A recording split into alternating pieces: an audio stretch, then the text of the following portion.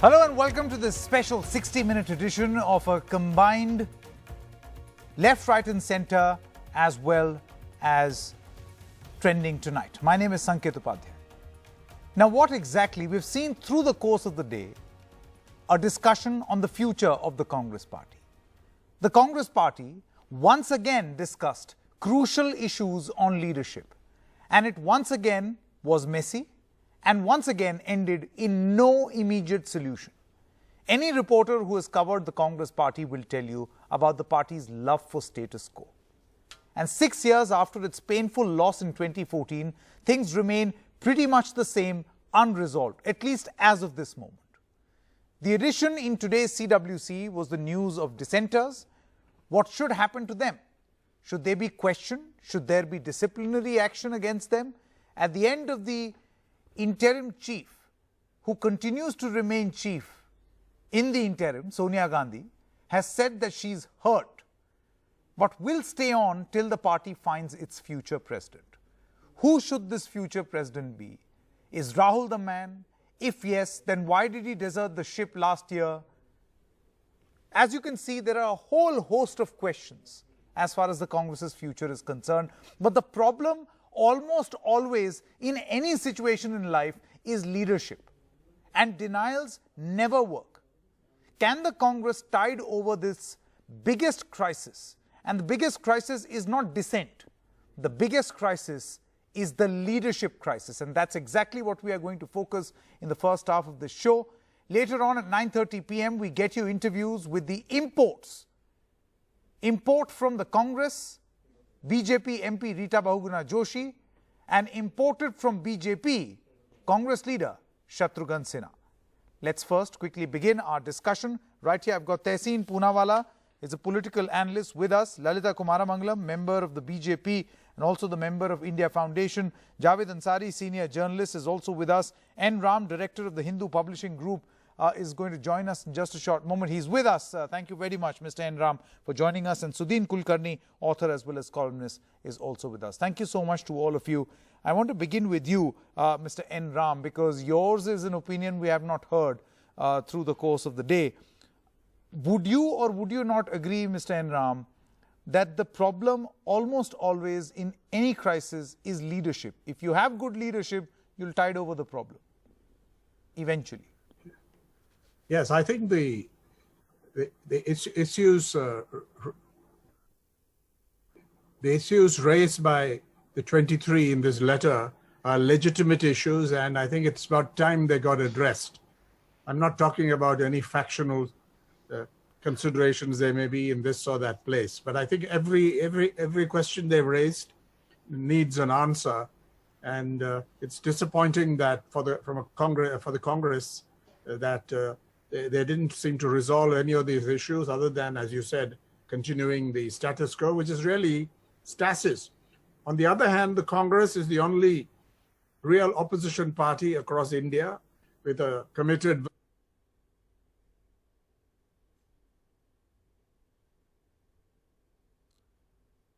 Okay, we seem to have lost that audio connection on Mr. N. Ram. We'll go back to him in just a short moment. But Sudhin Kulkarni is also with us. Mr. Kulkarni, good evening. Leadership crisis, a command conundrum, is something that has been plaguing the Congress. Do you feel that the best way to resolve this will be to come out of denial and not choose to take action, or at least pretend that they are the problem, action against the dissenters, the people who chose to raise the voice, highlighting the command conundrum? Since we lost contact with Sri N. Ram, permit me to just take off from a very important point that he made, which I fully endorse. That is, the points raised by the senior leaders of the party, 23 and perhaps more, in their letter, they're completely valid, legitimate, and they must be addressed. At the same time, the overall outcome of the Congress Working Committee today has been positive, and it has, I would not say that it has addressed all the issues, but it has certainly reinforced a certain cohesion within the party. Those who were hoping and waiting for chaos and conflict within the party, they have been sorely disappointed. The fact of the matter is that there is both a leadership crisis in the party, at the same time, a very strong support for both Sonia Gandhi and Rahul Gandhi within the party. Correct. This is the paradoxical situation the Congress is today in. On the one hand, there is absolutely no other challenger to the leadership of Sonia Gandhi and Rahul Gandhi, both of whom have been very strongly mentioned in the CWC statement today. So this will continue to be so.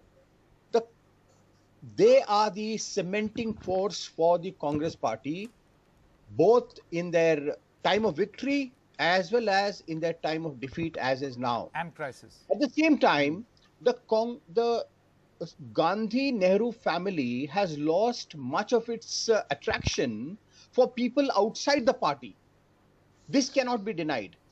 And if the party therefore wants to recapture the imagination, the hearts, and win the hearts and minds of the people, then two things are necessary. Whosoever becomes the party president, and most probably it will be Rahul Gandhi himself, they have to work very hard to win back the support of a fairly large number of people who have left the Congress party. Secondly, the party cannot depend only on the appeal of the Gandhi family members. It has to broad-base leadership. The leadership, even today is one of the negative points of the CWC statement today. It focuses only on Sonia Gandhi and Rahul Gandhi and somehow misses the point that the party now needs to build a very strong family of leaders at all levels. A new generation of leaders. While I agree with you, Mr. Kulkarni, but you can only have one leader, right? There has to be one leader, or while there may be a group of leaders, but that's it. You can't have like a clutter at the top. To that extent, but you see, that one has leader, the Congress been able to resolve that issue? Who wants to be leader? Let there be no mistake or confusion on this matter at all.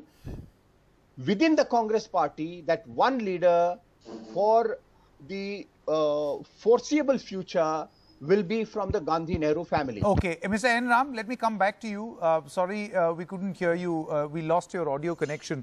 Would you want to complete what you were saying, or should I ask a question? Yeah.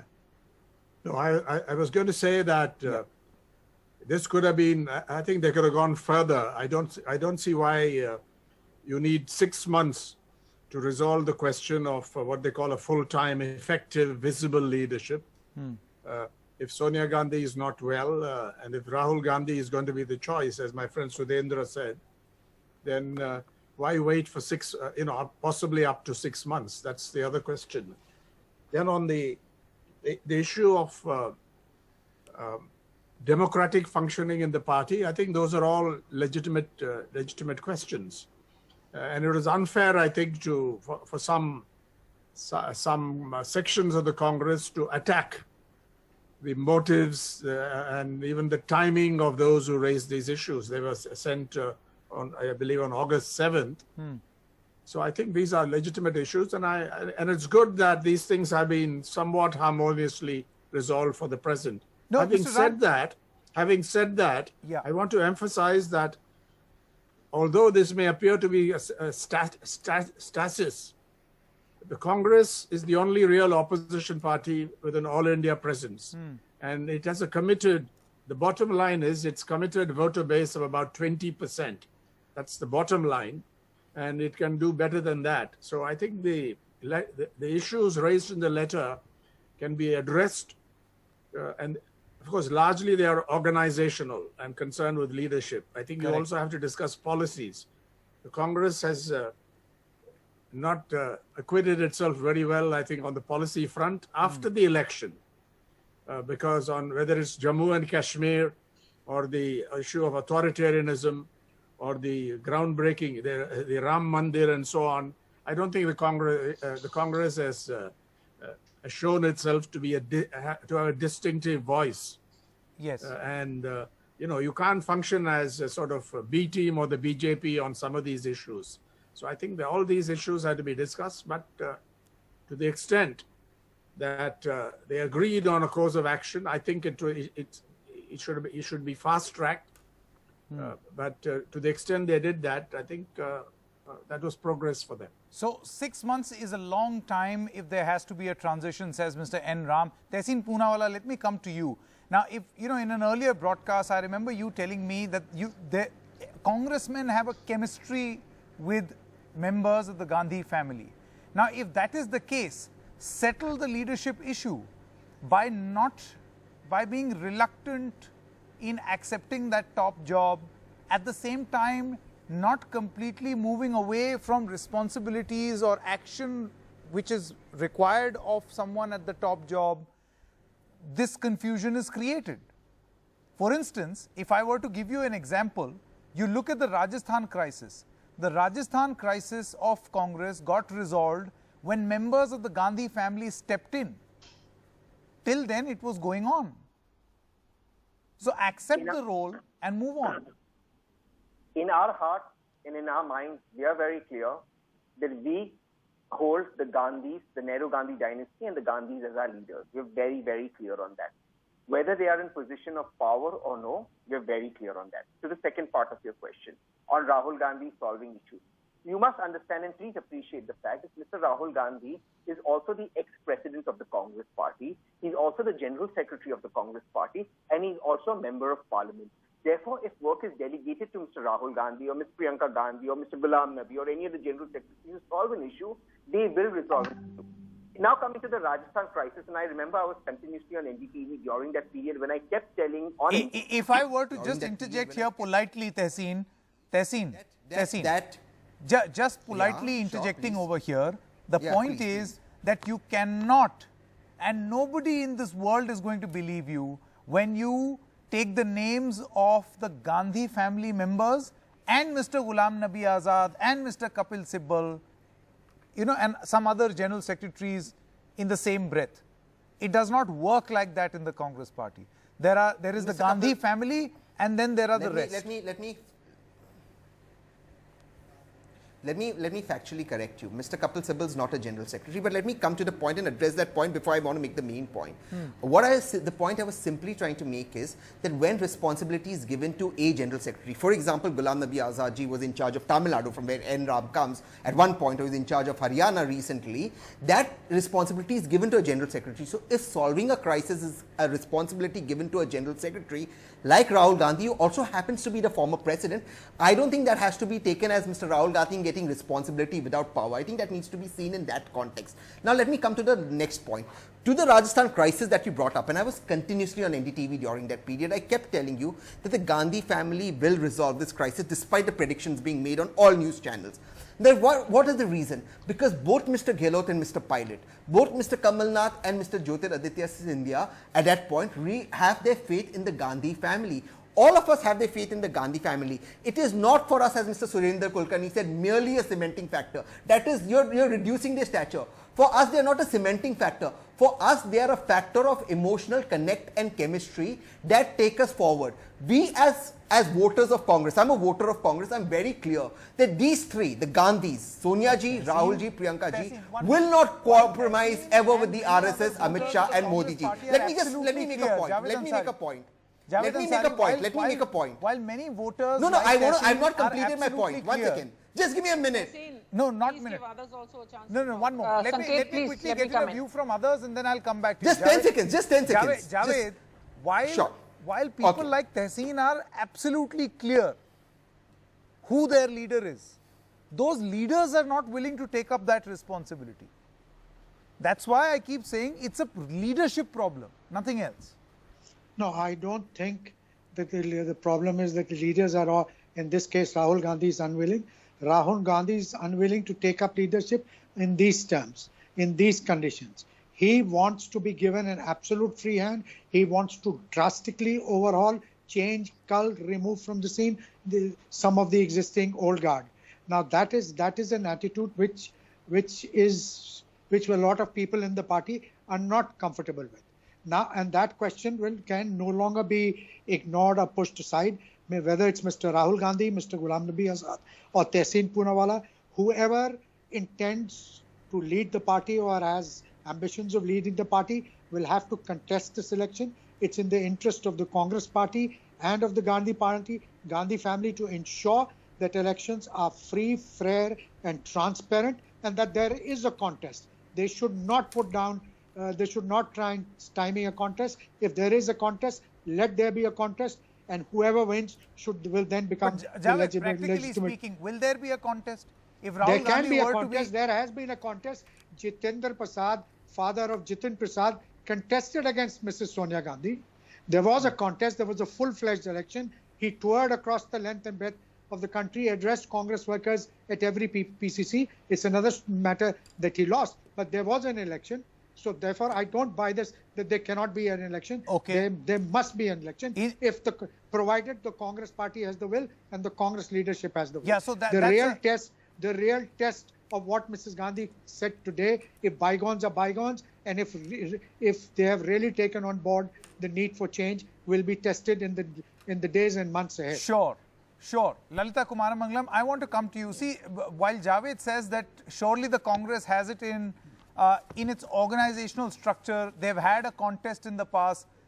The problem with the Congress as of this moment is that there is too much talk about the glorious past and very little about the future. Do you think that's where the problem occurs?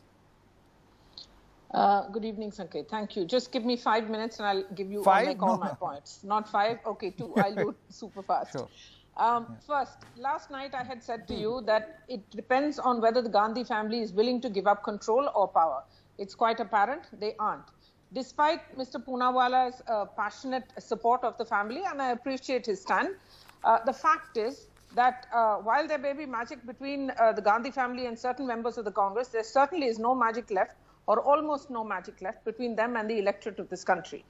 Any party in a democracy wants to be in power. The problem is that after 2014, which is 6 full years after they've suffered 2 ignominious defeats, they don't seem to be in touch with reality. Secondly, the Gandhi family, strangely enough, despite the amount of trust that seems to be reposited still in them by the members of the Congress, rank and file perhaps, I don't know, I'm not internal to that, the workings of the Congress. The fact is they seem extraordinarily nervous about even being in control of the party. Now, they may have solved the Rajasthan crisis, but they certainly could not solve the Madhya Pradesh crisis then. And they have repeatedly insulted some of their most senior leaders and some of their junior ones, whether it was Jyotiraditya or Sachin Pilot, whether it is Kapil Sibal, whether it is, any number of names, 23 names, Ghulam Nabi Azad, all of them. They're all congressmen. They did not ask for any great favors from the Gandhi family. They just asked a few very relevant questions, as Mr. Ram pointed out.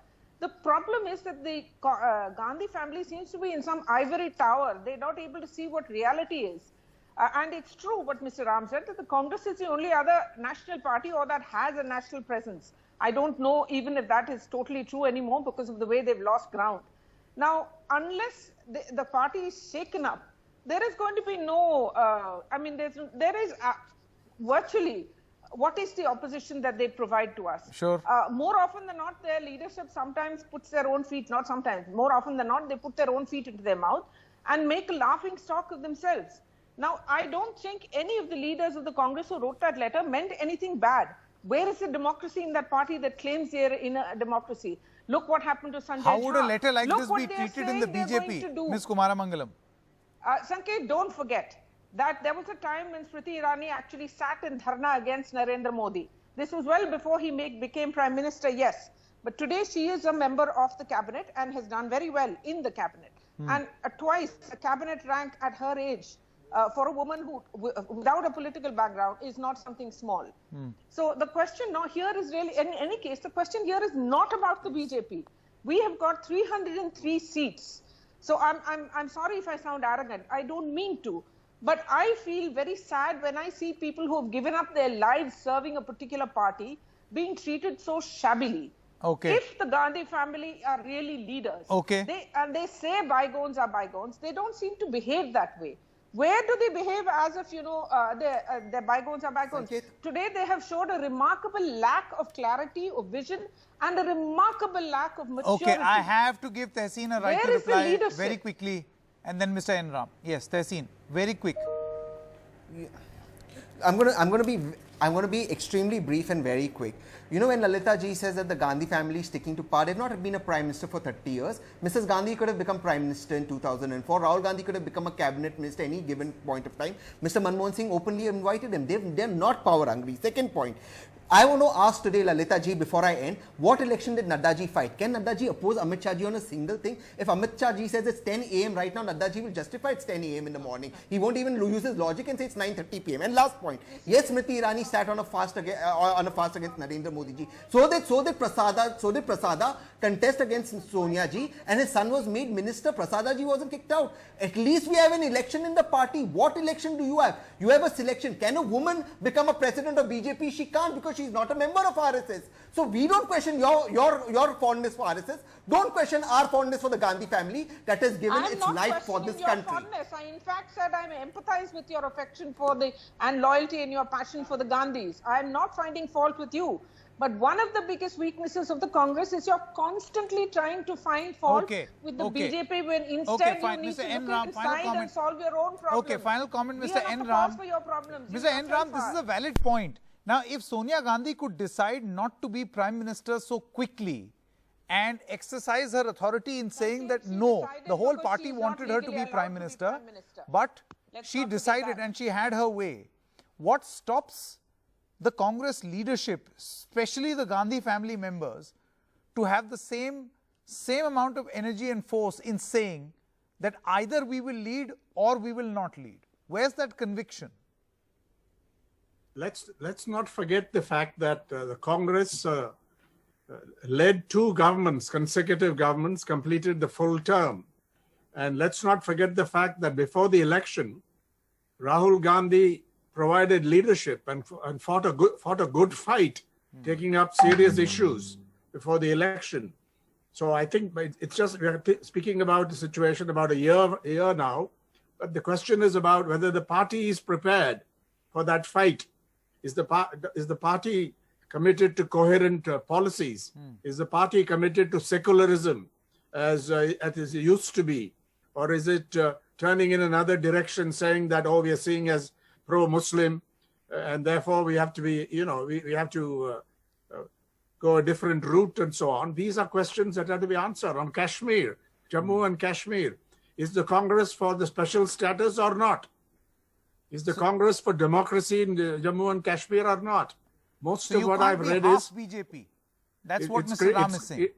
It's criticized the mode of doing this rather than the substance of it. Okay. So I think all these things have to be resolved. And Rahul Gandhi, I think, is going to be the leader. But why wait for 6 months? Absolutely. The time is now. The problem is now. Don't just keep waiting for this time, in this particular case, for 6 months, because the crisis is of leadership. The sooner it is settled, the better. Mr. Kulkarni, Javed Ansari, Mr. Enram, as well as Lalita Kumaramangalam, thank you so much for joining us. We also spoke to senior Congress leader and former Finance Minister P. Chidambaram. This is what he had to say.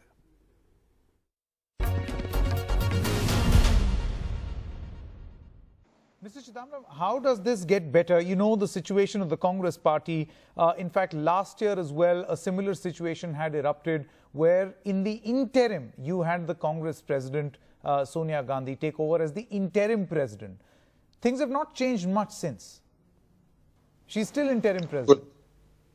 But what has changed is that there is a pandemic today and the activities of political parties have been severely restricted. Now, we can't look at the counterfactual. How the party would have done in the last 6 or 7 months without the pandemic is a matter of speculation. Now we have drawn for ourselves a very tight schedule. We have authorized her to make organizational changes. We have set for ourselves a time limit of a kind to hold the AICC session. And I think there are some things that can be read between the lines. Wait and see. What's the hurry? The ink is not dry on the statement yet. So wait and see for a few days.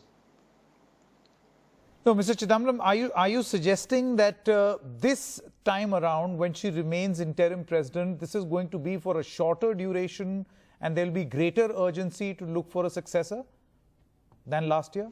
I think so. I think so. It will be for a shorter duration for sure. And who the AICC will elect, I cannot say. But whoever the AICC elects, everybody will accept him or her.